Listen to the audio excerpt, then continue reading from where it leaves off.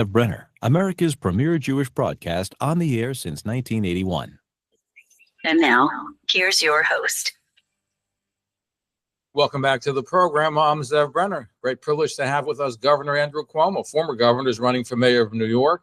I thank my daughter Lizzie for putting it all together. She's been a volunteer with the campaign. She's also very active in getting out the vote, which is so important. Mr. Governor, thank you for joining us. Oh, thank you very much. It's my pleasure to be with you, Zev. Thank you. You know, one of the highlights of my career is that I spent about an hour with your father. He came down to our radio station in Rockland at the time. We had a face-to-face interview. So I look forward to continuing that tradition, having you on the show. Great. It's my pleasure. How do you think you did in the debate the other night? I think the debate actually was informative. They're frustrating for me. You know, the format of these debates, you have 60 seconds, explain the problems of the city of New York in 60 seconds. You know, how are you going to fix New York in 60 seconds? And then you get a 30-second rebuttal and you get interrupted. So it's frustrating because you don't really get to speak in depth. It's frustrating because when a person just is making it up, like my opponent, Mamdani, makes up 80%, he changes his answer every time, you don't get a chance to rebut. But I think in that debate, given everything I said, you saw Zoran tell a totally different story than he had been telling in the past. You know, what he has gotten away with in the campaign is he says one thing to one group of people, another thing to another group of people, which is not all that unusual for a politician, but he is what they call Democratic Socialists of America. It's a national organization. They are zealots. They have a very firm opinion. They're socialist on the economy. They're anti-Israel. They're anti-police. And he speaks from their gospel, but he can't say that to New Yorkers writ large. So he has a smile and he tilts his head and he seems nice, you know. He's very charming. Very charming, and doesn't really answer the question. So, but on the debate, he got caught, right? Because I would push him on his duplicity. The day before he was on Fox TV, do you think Hamas should disarm? Was the question from the reporter on Fox. He says, I think New York should be more affordable. That was the first words out of his mouth. And then he said, I don't make policy, international policy. On the debate, I got him to say that Hamas should disarm. I made it clear he would not denounce globalize the Intifada, which means, as we know, kill Jewish people. It's like globalize the pogrom or the lynchings or the KKK rallies. That's the same thing. Exactly right. And he would not do that. So I think there was more clarity after the debate, is the long answer to a short question. My question to you is why is he Teflon? Nothing sticks. He got arrested for pro-Palestine. He meets with others like today's New York Post. He meets with people who were involved in the 1993 World Trade Center bombings who are calling for jihad. He gets away with that. You know, and why is that the case? He's not held to a different. He's held to a different standard. Even during the debates, people said that they were more favorable to him than to you at the Curtis Sliwa. Yeah, I think two things, though. One, politics. You mentioned my father. Politics is much more superficial today.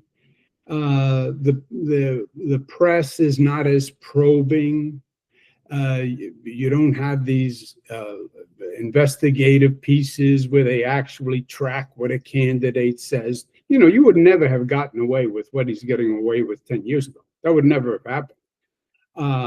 You know, now everything is just about Twitter. So the whole dialogue is more superficial. And second, I think less and less he's getting away with it. I think people are seeing the difference between the charm and the smile, and they're finding out that beneath that charm and smile is a really dangerous person with really angry and hate-filled ideas.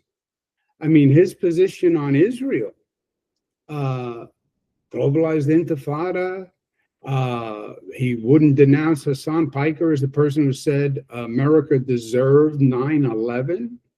How do you not denounce that?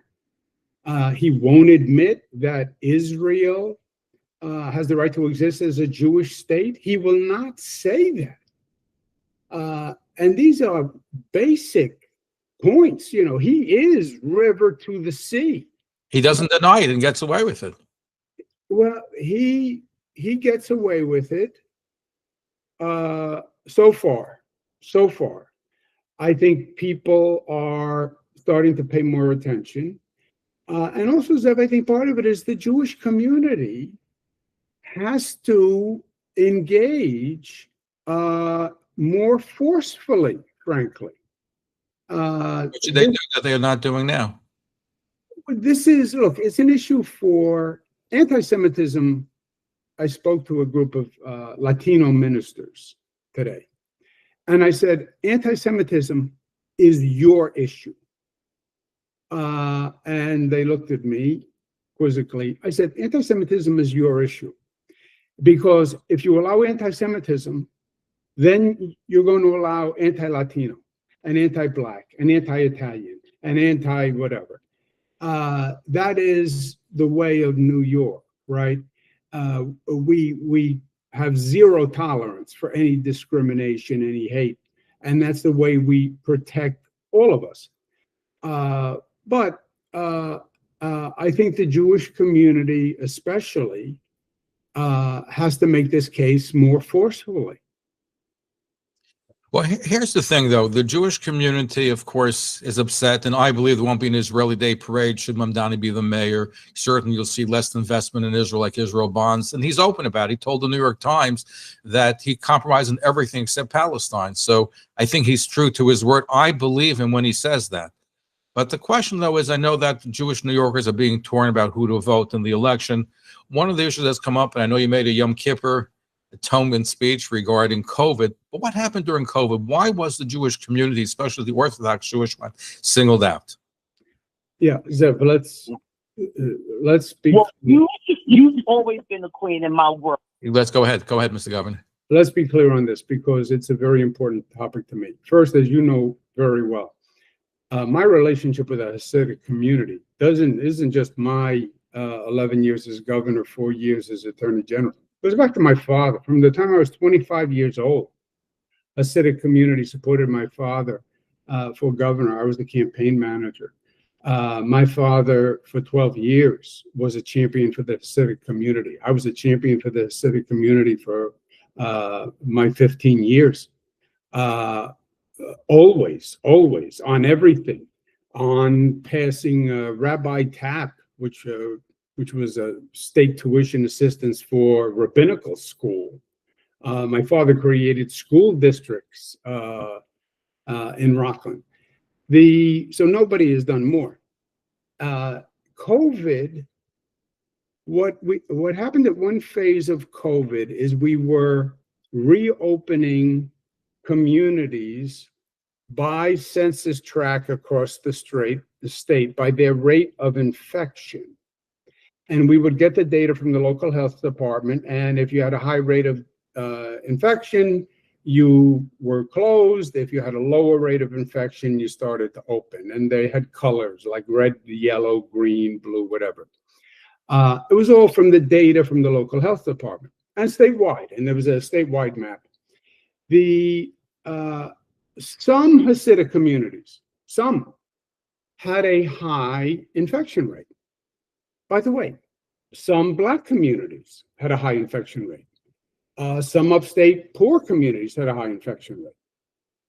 There was no one religious or racial, obviously that had nothing to do with anything. It was just the numbers from the local health departments. But some Hasidic communities had a high infection rate, so they were a red zone, a closed zone. Some Hasidic communities interpreted that there was some connection between the fact that they were Hasidic and that they were a red zone. Zev, on my daughter's head, they were totally disconnected. There was no religious or racial or geographic bias. By the way, it'd be illegal, be discriminatory. But after a lot of conversation, a friend of mine from the Hasidic community said, look, I think what it was nobody thought that they were made a red zone because they were Hasidic, but being a red zone, people felt it furthered a stigma of the Hasidic community. And that I had not even thought of at the time when we were doing this. And I said I should have communicated more and better about how this was being done and why it was being done. Are you in touch with the Hasidic leadership at the time it was being done? Yes. And look, we had a constant back and forth. Nobody liked the COVID rules. Not the Catholic Church, not the Hasidic community. No, nobody liked the COVID rules. No more than 25 people in a church, right? No more than 25 people in a synagogue. Nobody liked the rules. So there was constant discourse, and many in the Hasidic community didn't like the rules. It then became very political. It was Trump's re-election, and the Republicans were very open everything up, no rules, no masks, right? You remember Governor DeSantis in Florida, no vaccines, no tests, nothing, just open up everything. Democrats were Close everything, right? well, yeah, more towards that side. So it also had a political dimension. But I think that is, I've talked that to death now with the Hasidic community. But the other issue, of course, is the nursing homes. The feeling was that patients who had COVID should not have gone back to the nursing homes.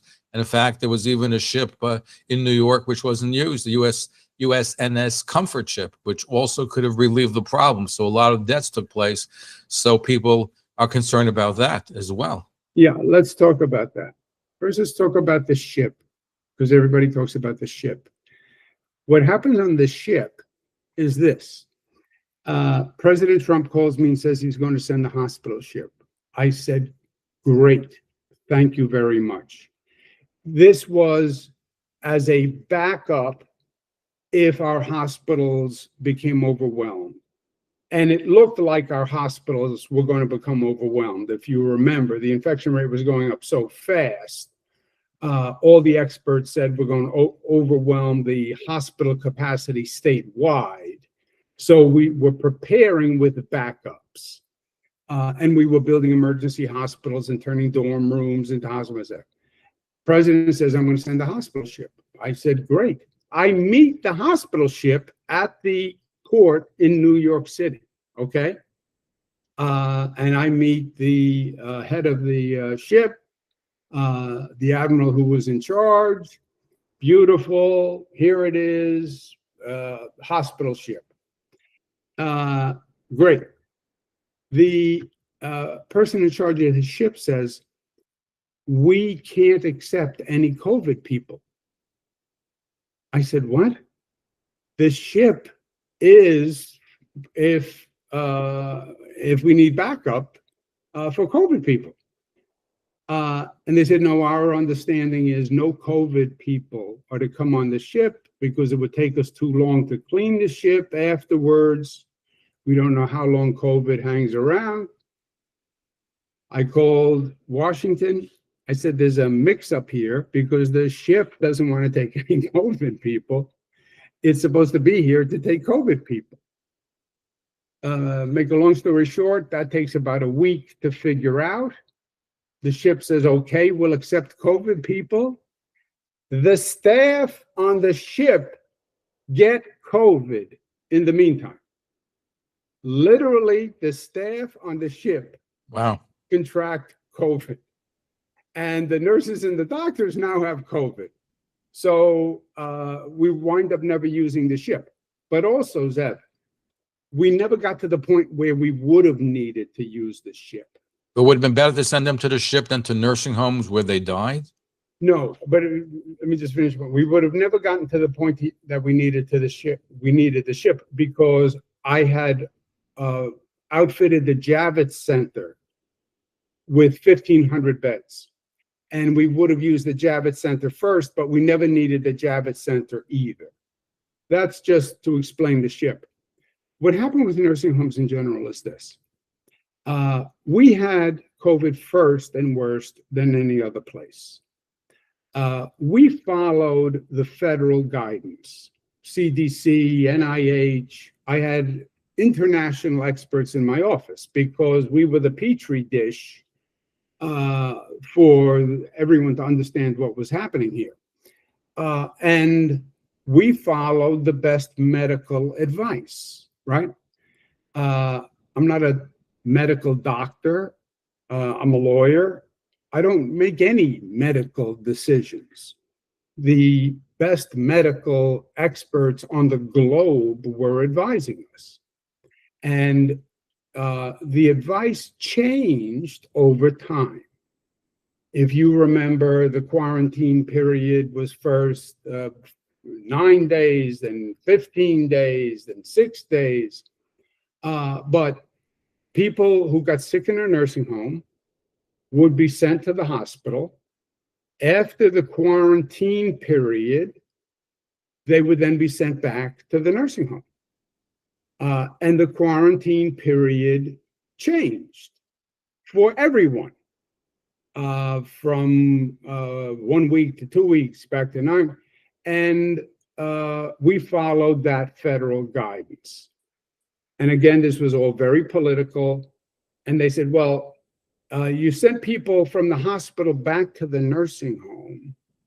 That's how COVID got into the nursing home. No. First of all, the person didn't leave the hospital until the doctor believed they were not contagious. Second of all the medical doctors said, you don't want to leave a person in the hospital, an elderly person, any longer than you need to, because they could get a secondary infection. So when the quarantine period was over and the doctor said they were not contagious, they were sent back. And the way COVID got into the nursing home was by the nursing home staff, because what was unavoidable was every night the staff went home. Every weekend the staff went out and they met with their family and they went to dinner and they caught COVID and they didn't know it. And they went back to the work in the nursing home on Monday morning. That's why COVID was continually reintroduced. We didn't have tests at this time, Seth. So you have 300,000 nursing home staff in that ballpark. And they were getting sick like everybody else, except they didn't know it. And they were inadvertently bringing it into the nursing homes. That's what happened. There was no malintent. There was no, everybody's working 7 days a week, 24 hours a day to save as many lives as you can to figure it out.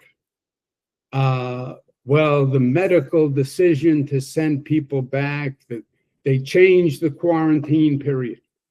Yes, many times nationwide, had nothing to do with New York. Well, it's terrible that people died. Horrific. What's even worse, Zev, is not just that they died, because nursing homes all across the world is where most people died, right? Immunocompromised and elderly. But there was a no visitor policy in place.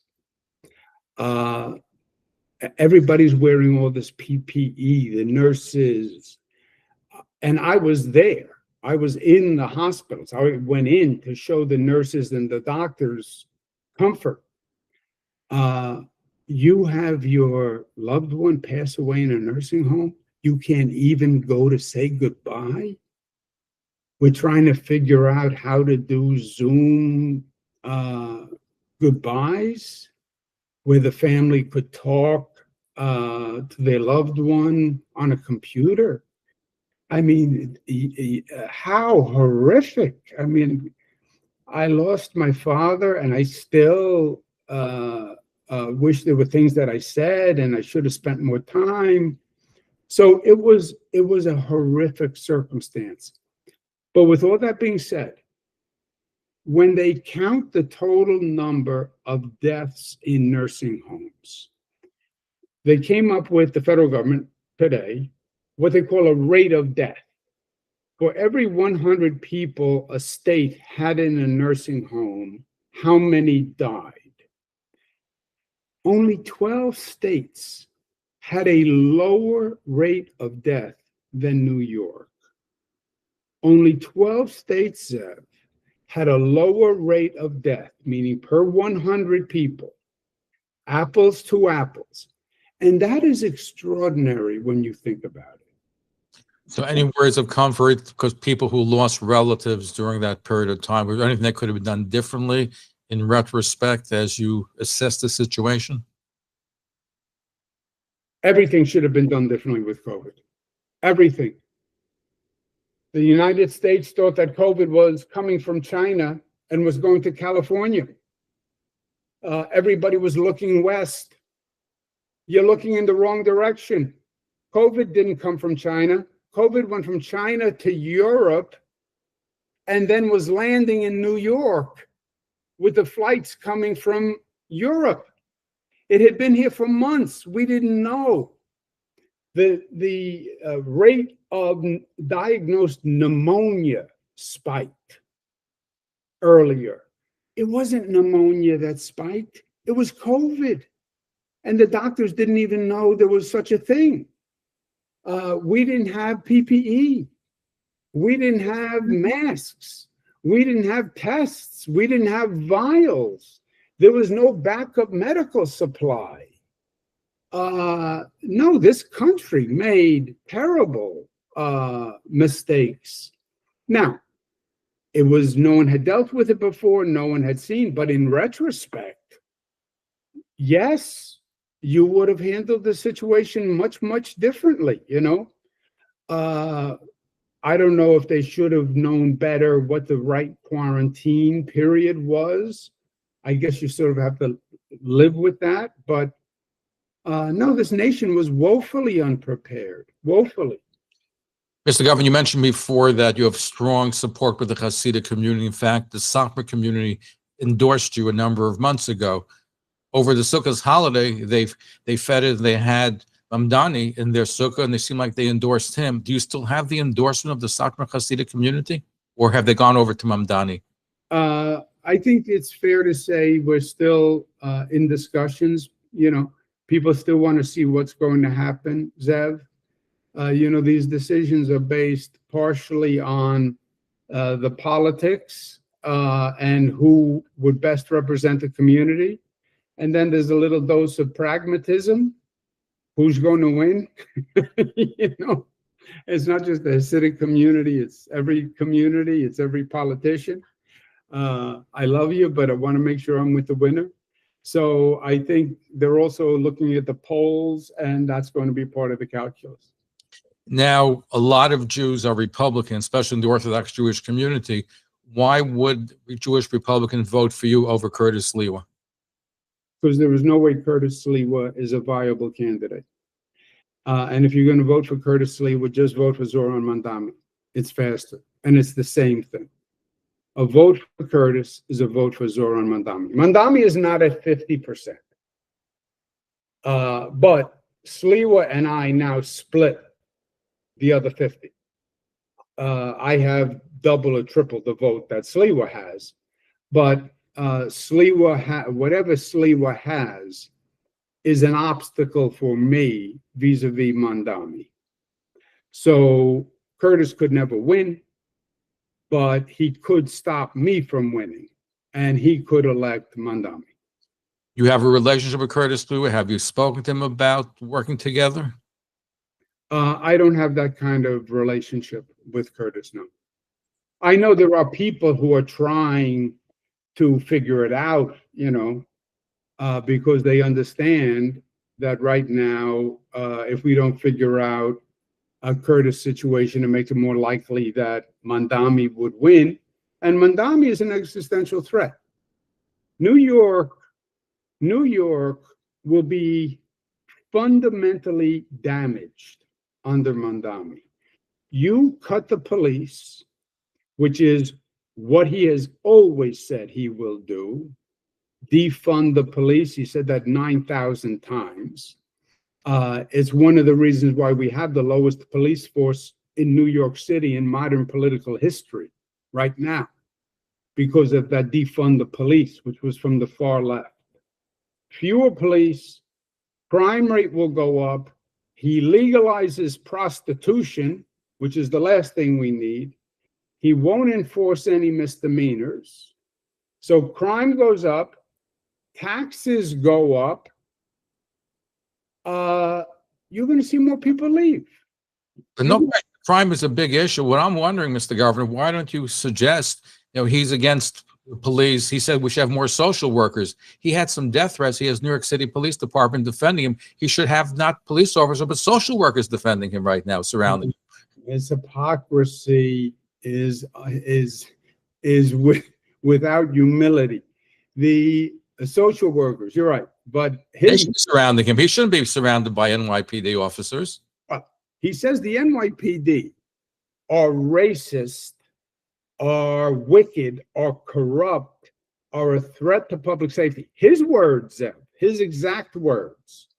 They're anti-queer. They should be defunded, disarmed, and disbanded. His words. He gets a death threat. He's surrounded by NYPD. Social workers. We need social workers. He gets married in Uganda. At his wedding, military police surrounding their mansion in Uganda. With machine guns, right? Yeah. Why don't they have social workers? And then if somebody had a problem, they could talk it out. Here's the toughest question of the interview so far. Being on the campaign trail, you have to go to a lot of different events, including a lot of Jewish events. What I asked every politician, I asked Mayor Adams this question: what is your favorite Jewish food on the campaign trail? Oh, I told you the toughest question of the interview. That is the toughest. The favorite Jewish, I'm going to offend somebody here.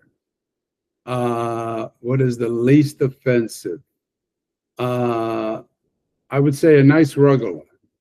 Okay, that would work. Finally, as we get close to the end of our interview, you mentioned before that, and I mentioned that nothing sticks. It seems to me that he's getting a lot of foreign sources for funding him. He had 50,000 volunteers during the primary. I heard numbers be as many as 100,000. Who's paying them? Why isn't anyone watching the money trail? This is something which should not be allowed during this campaign. Well, if you look at the New York Post today, you see a story where they start to draw the lines between the Zoran campaign and Middle East money and Middle East connections. That whole college protest situation, the anti-Israel college protests. Zev, the New Yorkers are not stupid. That was a very well-funded operation. It was organized. There was a lot of money there. Those were not college kids in pup tents. This was a very well orchestrated situation. So I think that's becoming more and more clear also. Now, he is a master of social media, of TikTok. He walks around with camera crews all day long. How do you compete with that to get to younger people that he's used social media fantastically, brilliantly, I think? He's done a brilliant job with social media. His mother's a film director of some note. He is an actor, rapper. He's never had a job, by the way. He interned for his mother. And he's the child of millionaires, so he never had to work. But yes, he did a very good job with TikTok. How do you compete with that? I'm sorry? How do you compete with that to get to younger voters? Well, I made that mistake in the primary, but now in the general, I walk around with a camera crew. I have a great social media team, and it's much different. But I'll tell you something. Think about this. Asked who his favorite mayor was. You know who he said? Bill de Blasio. The only person in New York who would say Bill de Blasio. But all his positions are Bill de Blasio positions. Legalize prostitution, what he calls freeze the rent as his affordable housing. Bill de Blasio did it.